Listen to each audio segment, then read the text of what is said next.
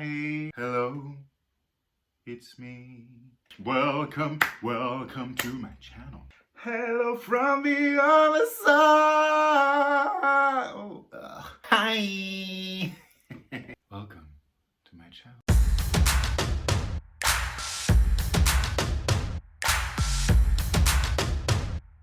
Hi everyone!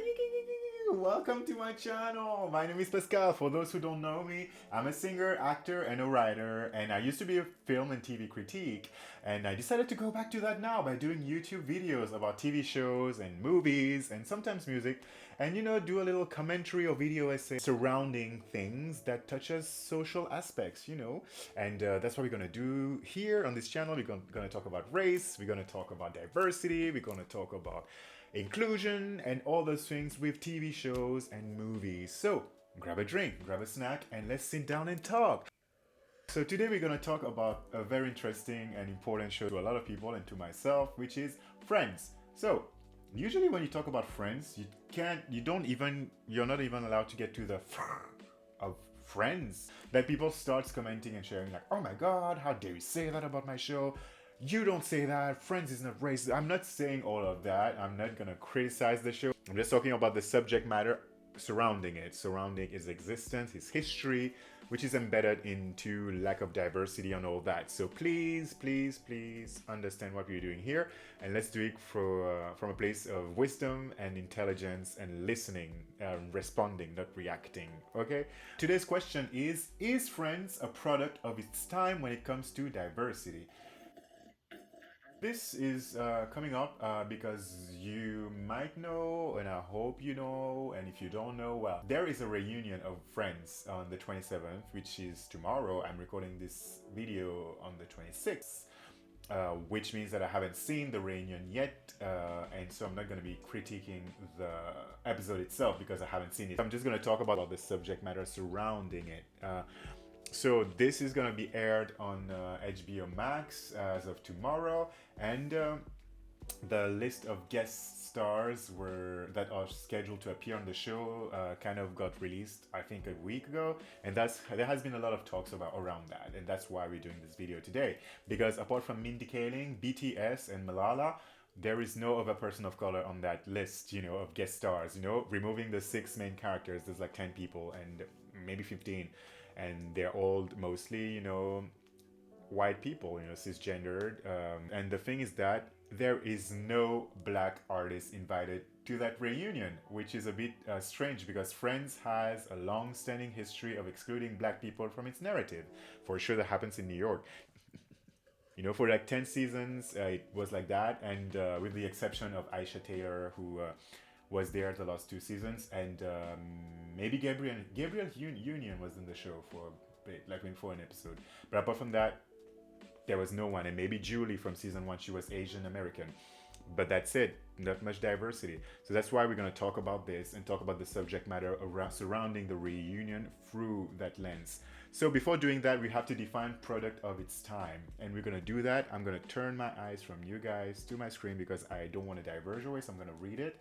So sorry, I'm going to come back very soon for you guys. Okay, so product of its time is something that is a result of a particular situation or process, which here is inherent to the history of the time it existed in. Okay, so in simple words, it's something nurtured within the construct of its present time in the past that is different from the construct of the present time in the here and now. Understood? Okay, now I'll move on to diversity. So a definition to diversity, which I think is important because a lot of people don't really realize what it is or kind of confuses it with representation, which is not, 2 different things. So diversity is the practice or quality of including or involving people from a range of different social and ethnic backgrounds and of different genders, sexual orientations, and other. Okay, and you have to differentiate between diversity and representation. Representation is as much as important, but it's a different type of importance. So representation it stands closer to likeness in image, if you know what I mean, and it does not really include a narrative of people of color. So basically, representation will stand more to colorblind casting or just having the stereotypical a person of color in one role, just to kind of fill a quota, when inclusion is something that stems from the root itself, from hiring black creators, putting the money in black projects, trusting black producers on shows that's going to build from there, until the casting, until the filming, and until the final product that is going to appear black, South Asian, Asian, is going to be Latinx on screen. But from the inside out, not from outside, which is representing, which is based on likeness and image, to the inside. I'm not saying representation doesn't matter. Representation took us from where we were decades ago to now, having shows like Insecure in Atlanta. So it's very important in terms of that, because it gives people a way in the industry to be able to open the door for other people and create stuff. But I feel that diversity is what is bringing out effective and sustainable change in the industry and in any other industry. And that's what makes the difference, because then black and brown history and stories, can be told from a black and brown perspective with respectable and true sense and meaning and purpose on screen, not just physically, but also in terms of story and sense and meaning. So those are two different things, and I think we have to acknowledge that before. I also want to preface by saying that we're only going to focus on race. I know that friends have a lot of other issues with other things like sexism, homophobia, and fat phobia, and the thing is that those issues deserves their own videos, and I don't want to just shoehorn them in, because I think to me, those are very important subjects, dearest to my heart, and I don't want to spend like this tiny time on them in this video that is about race and black people, because that's the issue at hand with the reunion. So just preface that we're only going to talk about this issue, and I'm going to make other videos about that, so let me know if you'd be interested in that. So first of all, we have to talk about Friends. I have to introduce Friends for those who don't know the show. So basically, Friends was created in 1994 by Marta Kaufman and David Crane. So they wrote this show about the six 20-something living in New York, single, and learning to live, through adulthood. So nice show, lasted 10 seasons, huge success. All the six stars of the show rose to stardom in a matter of a year. It's still today one of the most successful TV show that ever existed. Netflix is paying $100 million to keep that show on its catalog, and it's still in the top 10 of most watched shows on Netflix. It's just insane. It's crazy the amount of money that it's been invested in that show even today, and crazy. And the thing is that now when we watch that show in 2020, 2021, we kind of watch it like this. Ooh. Oh no, oh my god, they went there. Oh my god. Ross! I myself used to be a huge Friends fan back in the 90s. I grew up in the 90s, so I watched the show being a kid, and I also finished it when I was a teenager. And I remember crying at the finale, because it really felt like I was saying goodbye to my friends. I love those guys. I was like, oh my god, where are you going? Please stay. But they left me. So basically, I love the show, but I still sometimes be like, yeah, that's a bit, it's old, it's cringy. But again, it's a product of its time. Is it? It is not. But the thing is that to say that, to really affirm that, we have to go back to what the 90s was, really, in terms of TV and sitcoms. People of color represented on TV was mainly black people, African American. So we had like a lot of African American shows, like Moesha, Family Matters, Fresh Prince, all those shows were quite successful in the 90s, and mostly those shows were aired on network TV, which is very different from today. There were not that many cable TV. HBO was there, but they weren't really producing TV shows back then. They started mid 90s. So all of those TV shows I'm telling you were on network. So basically accessible to everyone, and everybody was watching it, It was content, and the thing, it wasn't considered as being niche back then. It was just another TV show featuring that. But if you look closely to it, the sitcom world of the 90s was quite segregated. And I'm using this word because of its weight. Because, you had this divide between black shows and white shows. And in between, you have a couple of sitcoms that will feature an ensemble cast still being mainly white, mostly white, with that one representation. But then the two scopes was that, black shows and white shows.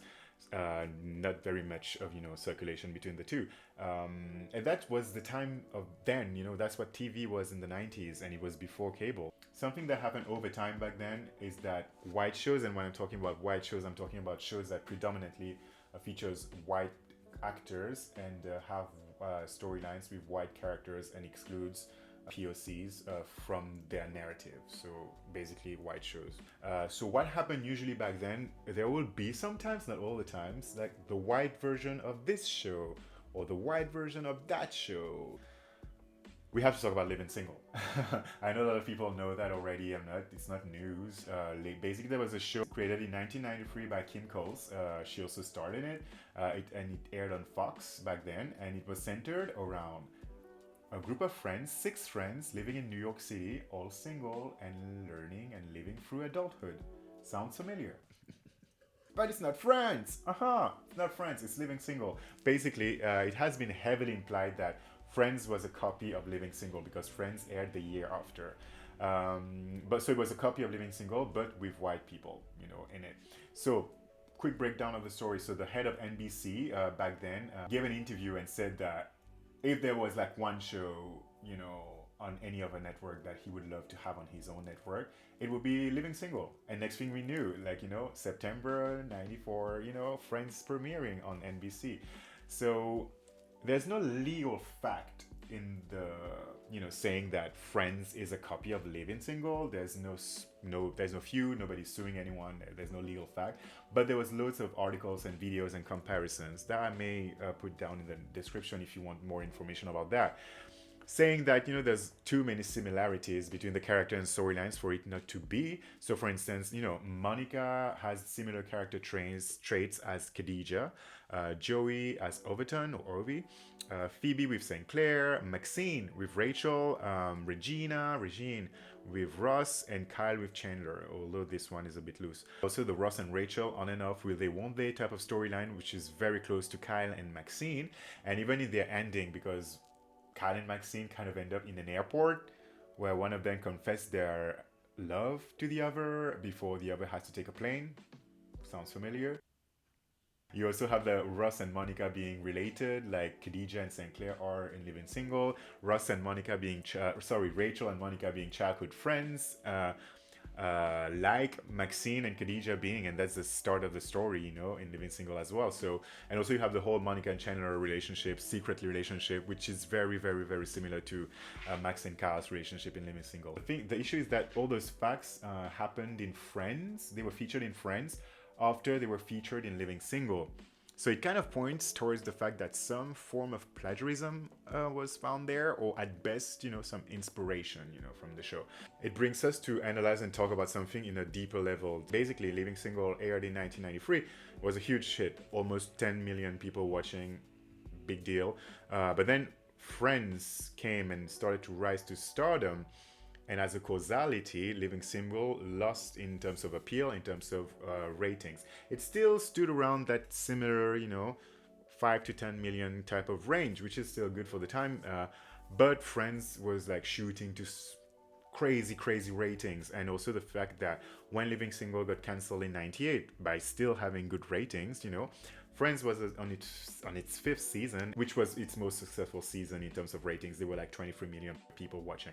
And you can see really the causality here, like the effects of one rising, the other one is going down. Even though both of them were not on the same network, you can understand why Fox will be like, the black version of it is not working very well, so let's cancel that and create another show which is gonna compete with it most effectively. This effect was kind of a trend in the 90s, and it kind of became a thing because of Friends.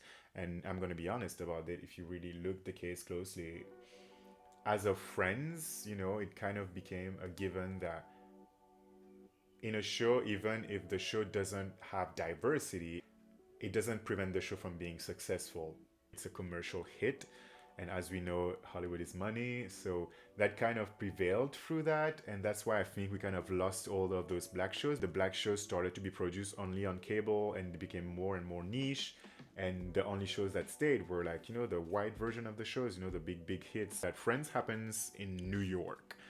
You can't leave your apartment in New York without meeting a person of color or someone from the LGBTQ plus community or someone from a different social class as yourself. So the thing is that when you're not portraying it on screen as diverse as it is from the outside, you're kind of saying that it's not that important to kind of show it, represent it in that way, because still it's still successful and we don't care.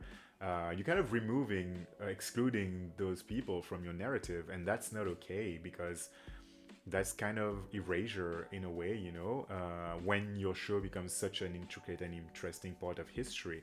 So I think that's what's harmful here and very and a bit damaging and sad about that show, because what are we talking about now? We're talking about privilege, and I think Friends really benefited from the privilege of the 90s that was this era of segregated sitcom type of TV shows on the network, and it kind of took that, Friends took that with its success and skyrocketed it, you know, to another level, you know, and that's why, you know, it kind of benefited from that, and it kind of transformed it in saying that this is the norm. It benefited from privilege and its stars as well and its producers as well, and that's something we don't really talk about, and I think that's the main issue, not the fact that it wasn't diverse in the 90s, because that was kind of the case back then, but the fact that it created something different that was harmful for the 2000 and 2010s. So to conclude this video, I'm going to say that yes, I think Friends is a product of its time. Of course, we should not watch it with today's eyes, but try to enjoy it for what it was back then with its time, that was very different. But I think that we should hold Friends accountable and keep in mind that Friends benefited from privilege of its time, where, you know, it made okay, and it made it more than okay, it made it even a goal to know and understand the commercial aspect of saying that white shows about white issues and white problem with white cast were more successful and more interesting to go on with than black shows and shows about people of color. I'm gonna make more videos like that, so let me know if you want more, and stay tuned for more content on this channel. So love you guys, much love, take care of yourselves, and bye. My hair is flowy, my hair is so flowy, side to side, my hair is flowy.